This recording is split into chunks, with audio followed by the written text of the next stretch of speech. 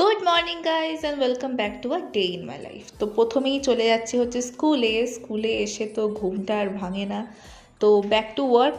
কিছু স্টুডেন্টের ট্রান্সপোর্ট আর tuition fees এখনও জমা পড়েনি, তো তাদেরকে কল করে রিমাইন্ডার দেওয়া একটা দায়িত্বের মধ্যে পড়ে। সো এখন আমি ব্রেকফাস্ট করছি। ব্রেকফাস্টে কি খেয়েছিলাম? দই আর ওটস খেয়েছিলাম, জাস্ট বাই দ্য ওয়ে। তো তারপরে আমার প্রচণ্ড খিদে পেয়ে গেছিলো, তো আমাকে রাহুলদা এই চিপস নিয়ে এসে দিয়েছিল, তো আমরা ওটা খাচ্ছিলাম আর এদিকে স্যাররা বসে আছে।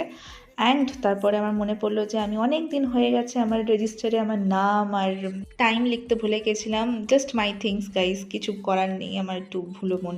তারপরে আমি লাঞ্চ করতে বসে পড়েছি। আজকে দিয়েছিল দুটো মাছ, আমাকে ভাবা যায় দুটো মাছ আমি কী করে খাবো একটা জায়গায়। তারপরে জানো তো ওয়েদারটা জাস্ট দারুণ হয়ে গেছিলো, এত ভালো ওয়েদার। আমি তো সারাক্ষণ বাইরেই ছিলাম, এত সুন্দর হাওয়া দিচ্ছিল, সাচ এ বিউটিফুল ওয়েদার। তারপর বাড়িতে এসে একটা নতুন লিপস্টিক শেড ট্রাই করলাম। কমেন্টসে জানাতে ভুলো না কেমন লাগছে। Thanks for watching, by.